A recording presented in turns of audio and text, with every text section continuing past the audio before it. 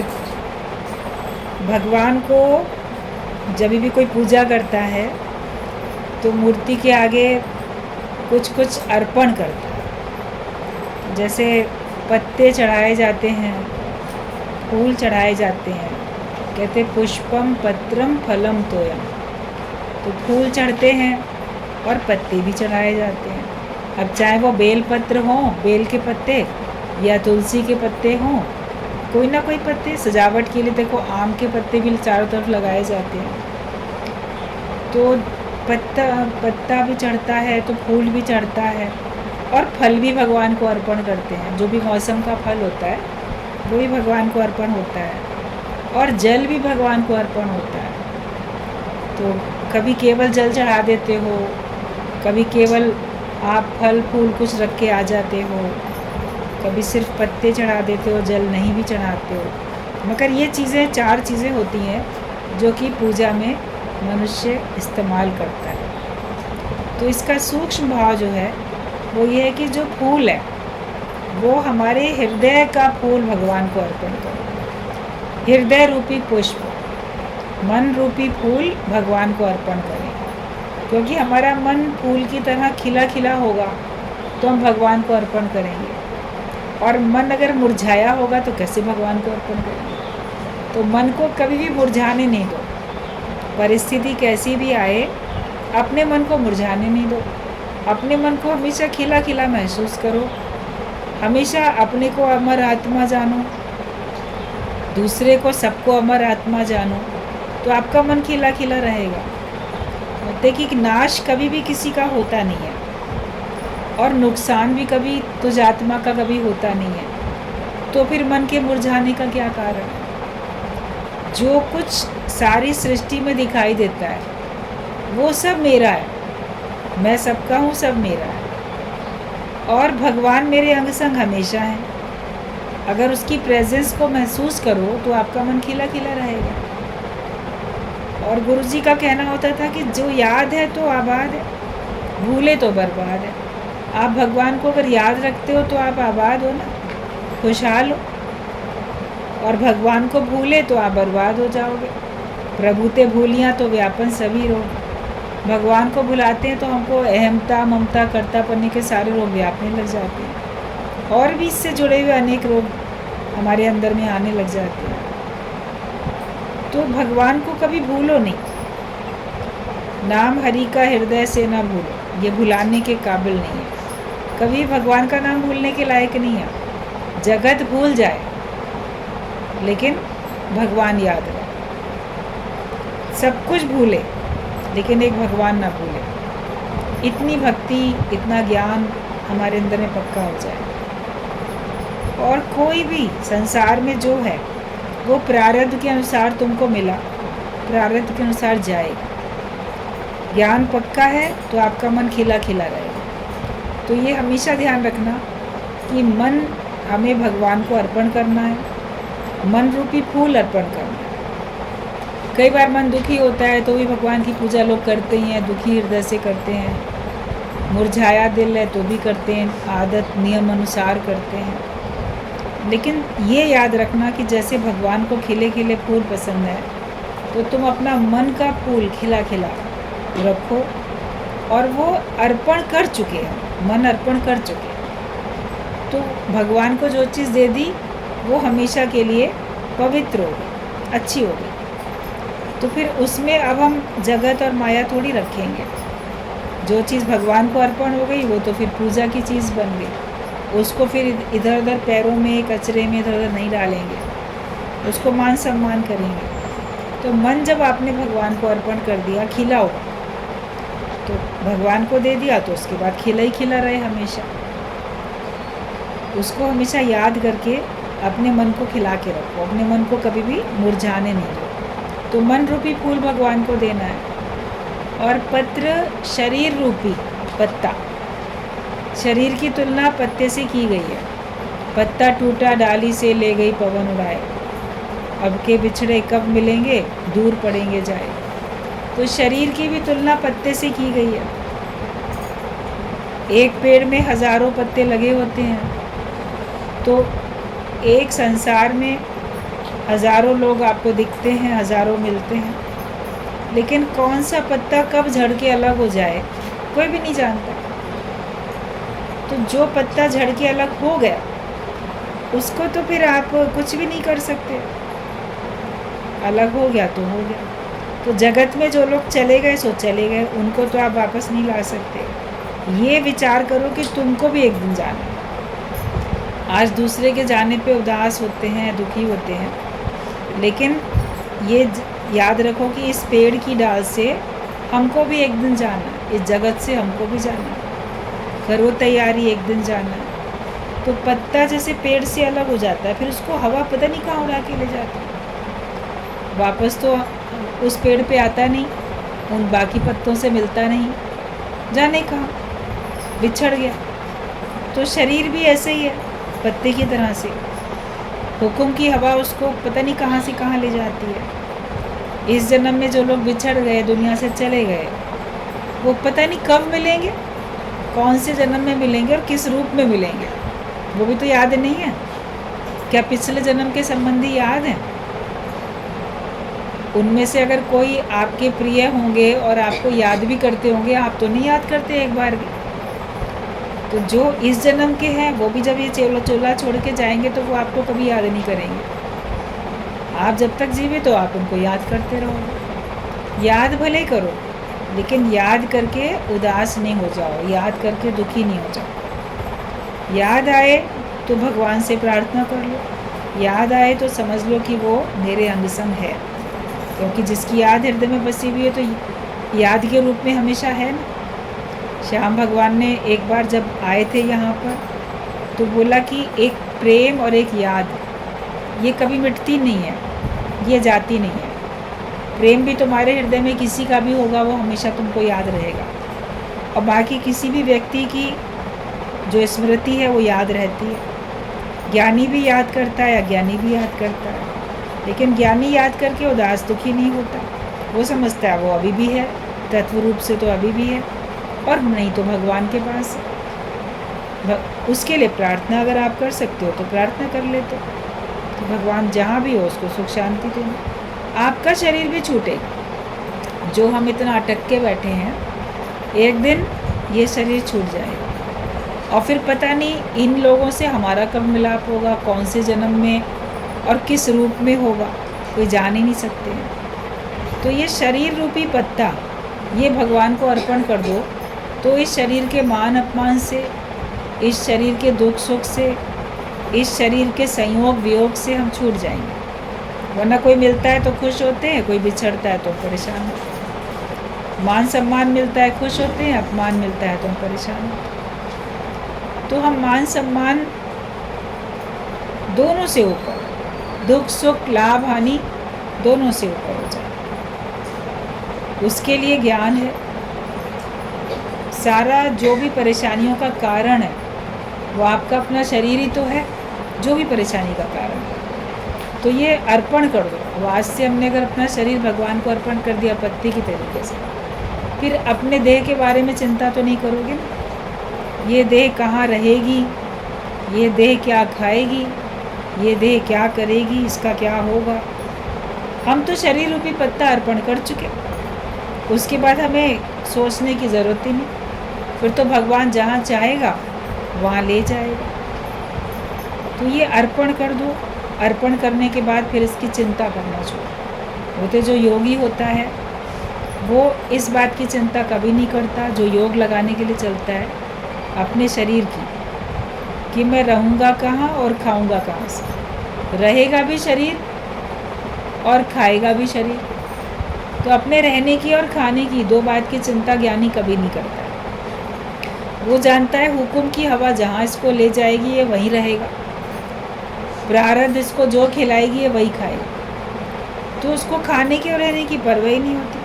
और इन्हीं दो बातों की चिंता अज्ञान में मनुष्य सबसे अधिक करता है। हम लोग रहेंगे कहाँ, हम लोग खाएंगे क्या, हमको कौन देखेगा, हमारा कौन सहारा बनेगा। तो शरीर रूपी पत्ता अर्पण कर दिया, उसके बाद हमें कुछ भी सोचने की आवश्यकता नहीं। और फिर फल अर्पण किए जाते हैं भगवान को। तो कर्मों के फल अर्पण करो। बाहर से तो आपने फल रखा, लेकिन अपने अपने कर्मों के सारे फल भगवान को अर्पण करो कि परमात्मा सब तुम्हारे ही हैं, सब कुछ तुम्हारा है, मुझे फल भी नहीं चाहिए। और संपूर्ण समूचा फल भगवान के आगे रख देते हैं। कटा फटा सला गड़ा ऐसे गड़ा गला सड़ा थोड़ी रख देते हैं, या काट के भी नहीं रख देते हैं, साबुत चढ़ाते हैं भगवान को, मतलब संपूर्ण। तो हमें अपने संपूर्ण फल दे देने चाहिए। आप बोलोगे ये वाला फल मुझे मिल जाए, वो वाला फल भगवान को दे देता हूँ, लेकिन जो भी कर्मों के फल हैं बकाया, ज्ञानी सब भगवान को अर्पण कर देता है। बोलते हैं तुम जानो तुम्हारा काम। अच्छा, सबसे पहले जैसे मन अर्पण किया, पुष्प फूल, मन का फूल अर्पण किया, तन के पत्ते को अर्पण किया, फिर कर्मों का फल भी अर्पण कर दिया। अब कर्म बनाए किसने थे? तन और मन ने मिलके ही तो बनाए थे। और कर्म भोगता कौन है? उसका फल तन और मन भोगता है। तो जब दे दिया अपना तन और मन, तो कर्मों के जो फल हैं वो मैं थोड़ी भोग रहा हूँ, मैंने तो अर्पण कर दिए, दे दिए। अब तू जाने तेरा काम। अब ये चीज़ भगवान की हो गई। अब भगवान इसकी जैसे भी गति मत करे, जो भी भगवान इसको रखे संभाले, तो हमें उसमें कोई चिंता करने की आवश्यकता ही नहीं है। मनुष्य फल चाहता है, बुरे कर्मों का फल नहीं चाहता, उसके लिए माफ़ी मांगता है भगवान से। माफ़ कर दो भगवान, भुला दो मेरे कर्मों, बुरे कर्मों। लेकिन सत्कर्मों को, अच्छे कर्मों को तो याद रखता है और उनका फल चाहता है। मैंने इतना अच्छा किया, भगवान मेरे संग बुरा नहीं होना चाहिए। जब मेरे संग इतना बुरा हो रहा है तो मैंने तो इतना अच्छा किया था, फिर क्यों हो रहा? मतलब कि तुम फल चाह रहे थे। ज्ञानी फल चाहता ही नहीं, बोलता है जो हुआ और जिसने किया उसको फल मिलेगा। मैं मन भी नहीं, मैं तन भी नहीं, ना मैं मन ही रहा ना मैं तन ही रहा। सतगुरु मिलने से झगड़ा खत्म हो, तो फल भी दे डालो, क्योंकि फल फिर अपने पास रख के क्या करोगे? जब तन मन दे ही दिया तो कर्मों का फल भी दे दो, उसको देने में तुम्हें कोई संकोच भी नहीं होता। बाद में आता है पानी, जल। तो जल अर्पण करते हैं। जब सब कुछ भगवान का सौंप दिया, हम भी भगवान के बन गए, तब हमारे नेत्रों से श्रद्धा के, प्रेम के आंसू छलक जाते हैं। वो जो प्रेम का, श्रद्धा का जो जल हमारी आँखों से 2 बूंद भी अगर बरसा ईश्वर के लिए, तो वो बहुत बड़ी बात है। किसी महान व्यक्ति के द्वारा ही, महान आत्मा के द्वारा ही ऐसा कार्य हो पाता। जगत के लिए तो सबने बहुत आंसू बहाए, माया के लिए बहुत आंसू बहाए, मुझे ये नहीं मिला, मुझे वो नहीं मिला, मुझे इसने कष्ट दिया, मुझे उसने कष्ट दिया, मेरा इसने अपमान किया, मेरा इसने नुकसान किया, मेरे ये चले गए। उन सबको याद करके तो बहुत आंसू बहाए होंगे आज दिन तक सबने, लेकिन क्या कभी प्रभु के प्रेम में आंसू बहाए हैं? विवेकानंद ने बोला है कि अगर कभी प्रभु के प्रेम में आपकी आंखों से 2 बूंद भी आंसू गिर गए, तो आपको उसका इतना नशा चढ़ जाएगा, ऐसा योग लग जाएगा, ऐसी समाधि लग जाएगी कि आपको लगेगा जैसे मैं धरती पे नहीं, मैं तो आसमान में हूँ। प्रभु के प्रेम में अगर आंसू गिरे तो उससे आपको अति प्रसन्नता होगी। माया के लिए आंसू गिरते हैं तो प्रसन्नता नहीं होती है, दुख होता है। लेकिन भक्ति भावना में अगर आपके आंसू बहते हैं तो उसके बाद आपको प्रसन्नता बहुत होती है। तो आंसू भी अगर बहें तो उसमें उसका रिजल्ट प्रसन्नता होना चाहिए।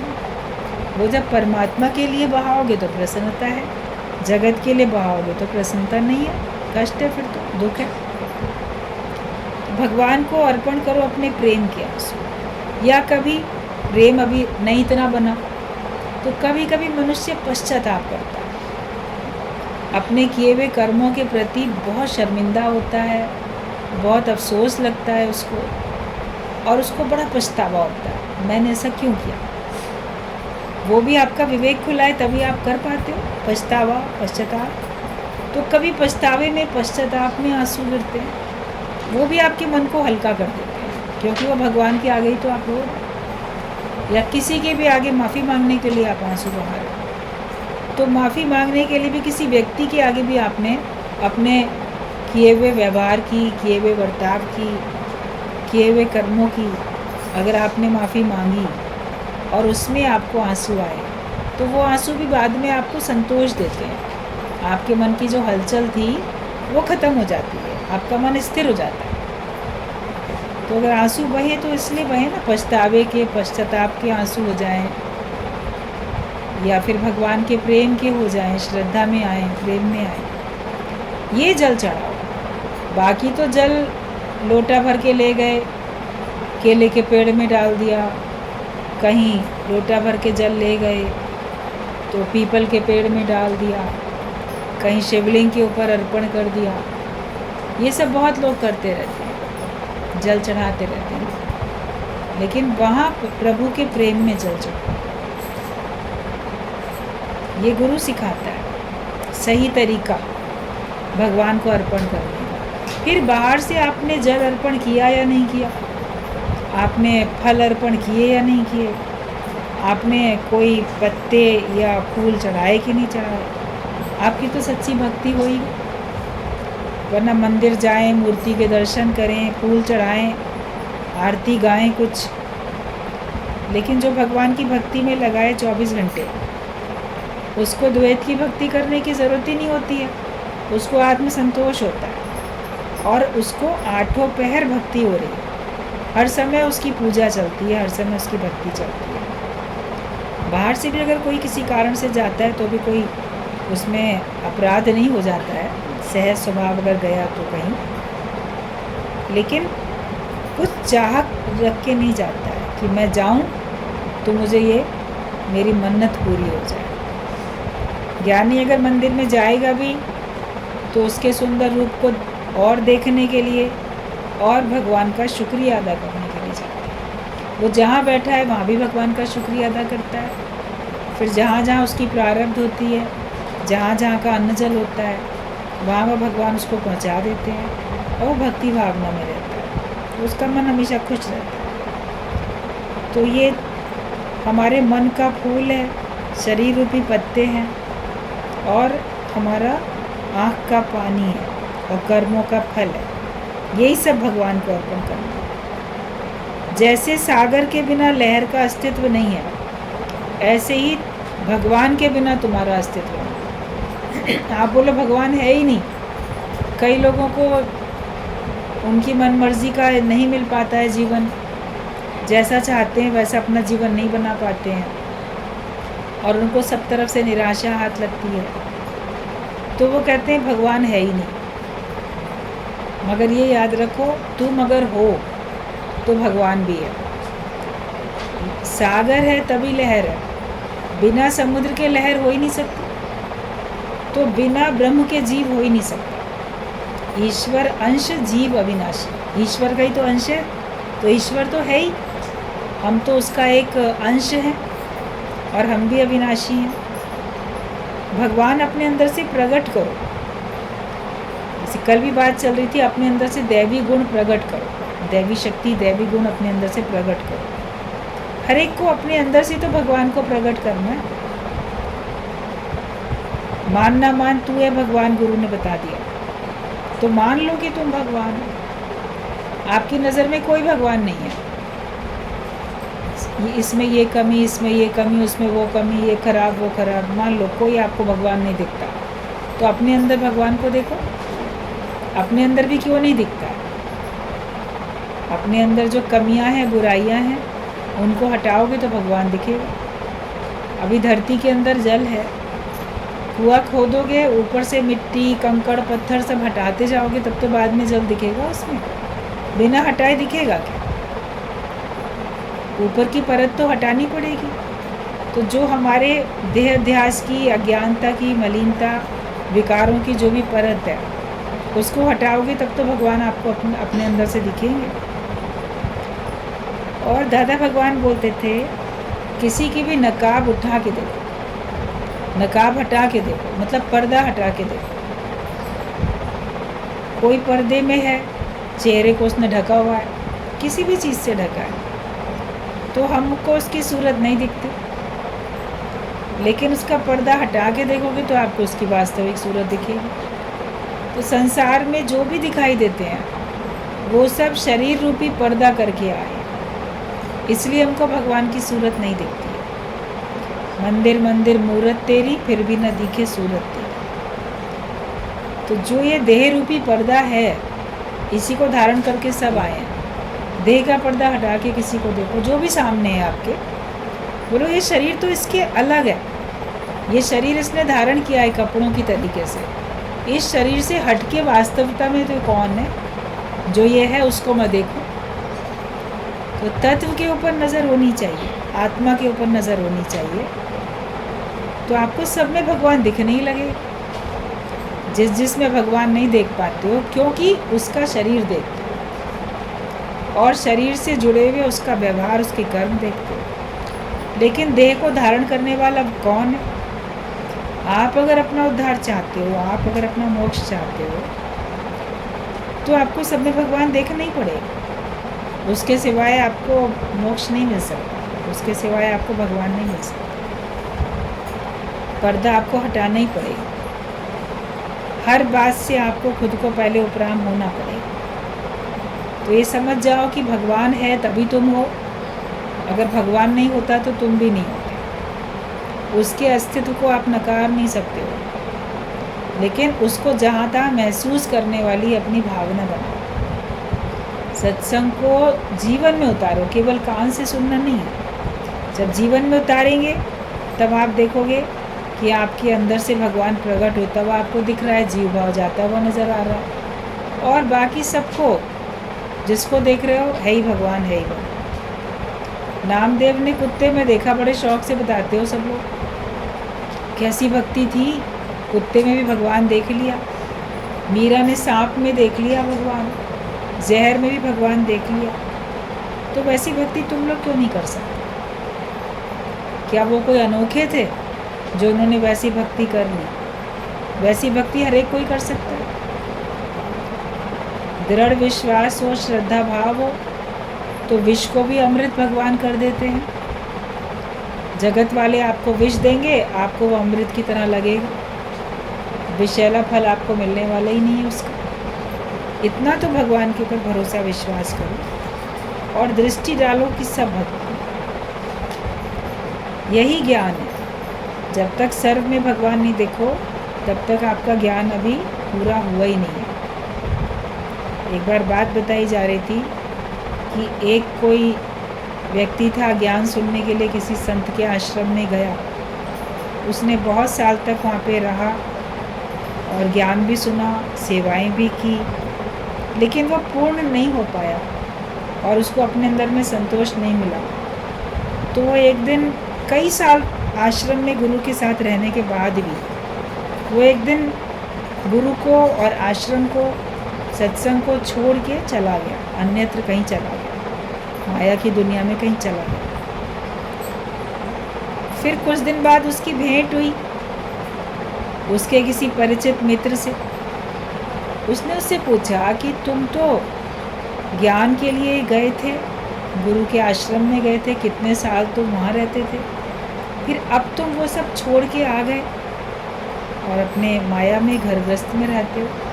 तो आखिरकार वहाँ पे ऐसा क्या था जिसके कारण से तुमने आश्रम का और गुरु का त्याग कर दिया? तो इतने साल रहने के बाद उसको इतनी तो थी सद्बुद्धि कि मुझे झूठ नहीं बोलना चाहिए। तो उसने कहा बात ये है, गुरु ने शिक्षा दी कि तुम भगवान हो, तो मैंने माना कि मैं भगवान हूँ, मैं इसमें रहता था। गुरु ने शिक्षा दी कि जो संत है, गुरु है, वो भगवान है, भगवान के रूप में ही तो है गुरु जो हमको शिक्षा दे रहा है। तो बोला मैंने ये भी मान लिया कि हाँ गुरु भगवान है। जब तक हम गुरु को भगवान नहीं जानेंगे, भगवान नहीं मानेंगे, तब तक उससे ज्ञान भी नहीं पक्का कर सकते। तो उसने बोला मैंने गुरु को भी भगवान देख लिया और मैंने अपने को भी भगवान मान लिया। लेकिन फिर जब गुरु ने ये शिक्षा दी कि सर्व में भगवान है, सबको भगवान करके देखो, बस मैं वही नहीं मान पाया।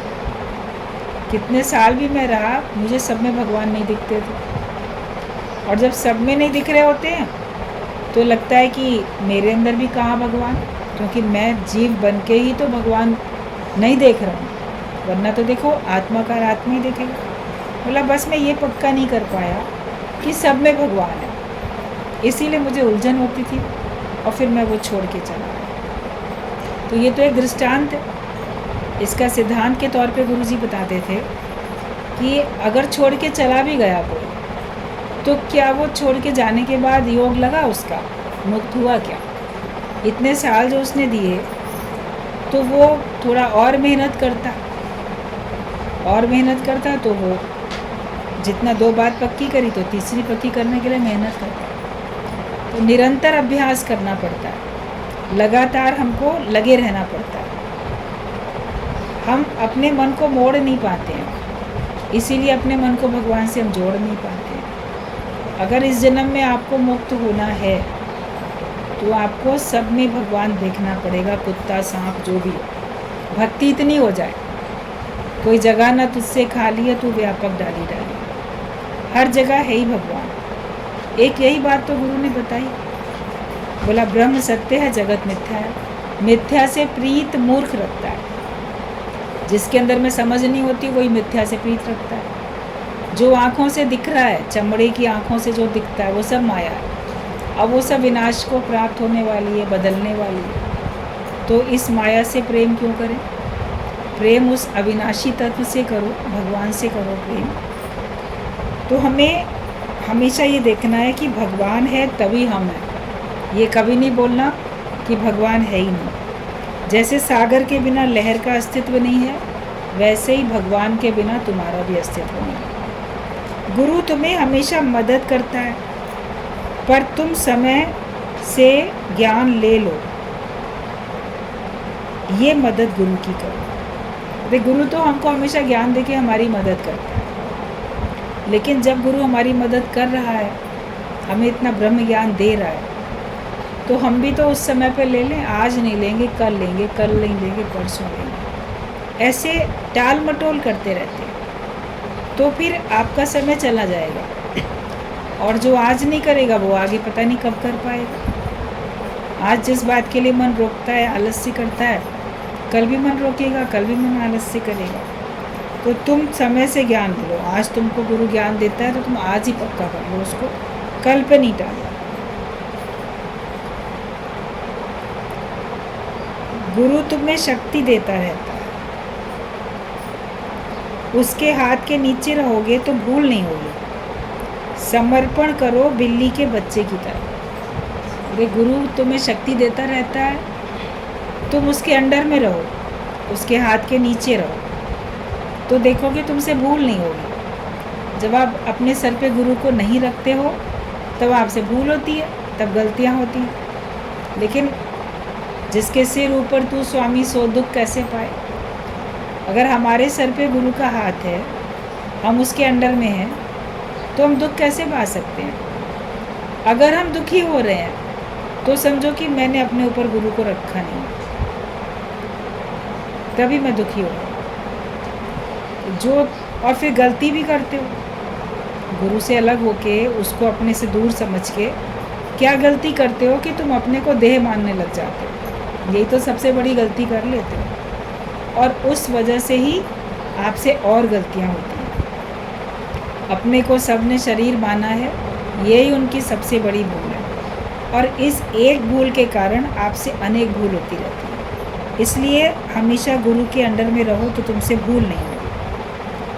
समर्पण भी करो तो बिल्ली के बच्चे की तरह। छोटा सा बिल्ली का बच्चा होता है, तो जो उसकी माँ होती है बिल्ली, वो उस बच्चे को अपने मुंह में पकड़ के उठा के जहाँ रख देती है वो वहीं रहता है, फिर वहाँ से इधर उधर नहीं जाता है। बिल्ली तो शिकार की तलाश में कहीं कहीं जाती है, वो उसको सुरक्षित रख के चली गई। वो बच्चे अपनी मर्ज़ी से इधर उधर नहीं जाते हैं। छोटे बच्चे, माँ उनको सबको सिखाती है। जब सारा ट्रेन कर देती है, उसके बाद वो थोड़े थोड़े बड़े हो जाते हैं, सब ट्रेनिंग मिल जाती है, फिर भले वो सब जगह जाते हैं। लेकिन जिस समय उसने समर्पण किया हुआ है बिल्ली के बच्चे ने अपनी माँ के ऊपर, तो माँ जहाँ ले जाए, जहाँ रखे, और वो अपने मुंह में लेके जाती है, तो देखो वो ऐसे हो जाता है जैसे कि लुंज पुंज उसके अंदर कोई शक्ति ही नहीं है, मुर्दे बराबर हो जाता है। अपनी बिल्कुल नहीं चलाता, कोई हाथ पैर नहीं पटकता, कोई म्याऊं म्याऊं नहीं करता, कुछ भी वो छूटने का भी यत्न नहीं करता। वो ऐसे ही पड़ा रहता है, जहाँ ले जाए उसको मालूम है ना मेरी माँ जहाँ लेके जाएगी मेरे भले के लिए, तो भगवान भी हमको जहाँ ले जाएगा हमारे भले के लिए। ऐसा समर्पण करके बैठे बिल्ली के बच्चे की तरह। उसमें क्या होता है कि उसको खुद कोई मेहनत नहीं करनी पड़ती है, सारी मेहनत उसकी माँ करती है। एक समर्पण होता है बंदर के बच्चे की तरह। तो बंदर का बच्चा जो होता है अपनी माँ को पूरा ऐसे कस के पकड़ लेता है, चिपक जाता है। फिर वो एक बिल्डिंग से दूसरी बिल्डिंग उसकी माँ छलांग लगाती रहती है, बच्चा गिरता नहीं, क्योंकि उसने बहुत मजबूती से पकड़ रखा है। लेकिन यहाँ पर बिल्ली के बच्चे ने खुद नहीं कुछ कर रखा है, उसकी माँ नहीं पकड़ रखा। दोनों ही समर्पण अपनी अपनी जगह बहुत अच्छे हैं। कहीं पे आपको खुद मेहनत करके ज्ञान को कस के पकड़ के रखना है, भूल नहीं होनी चाहिए, मेरी श्रद्धा बनी रहे, मुझे वो बनाए रखना है, खुद पुरुषार्थ करना है।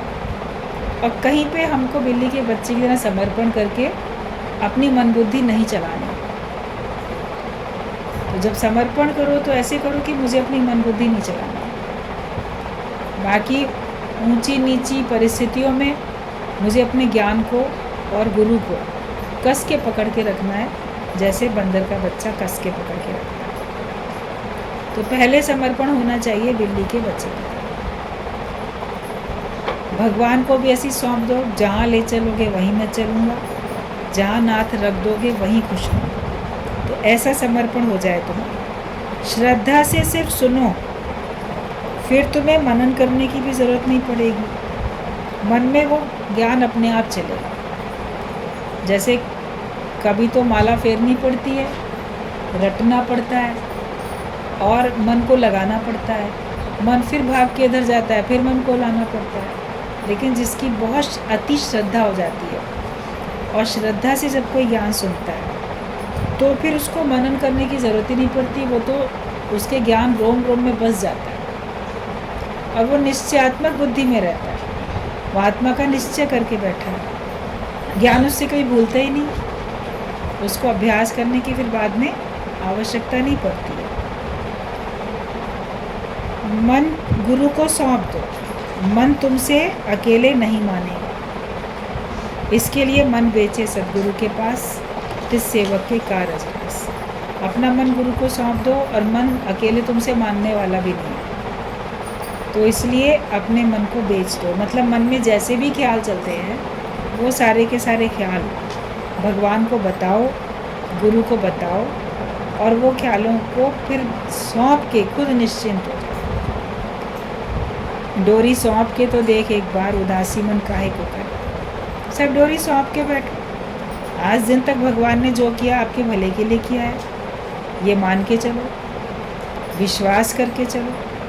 आगे भी जो भगवान करेंगे वो आपके भले के लिए होगा, इस बात को मान लो और इसको विश्वास करके बैठो। तो फिर आपका मन कभी आपको तंग नहीं करेगा, आप हमेशा आत्मा के आनंद में रहोगे। निश्चय पक्का करके बैठो सब लोग।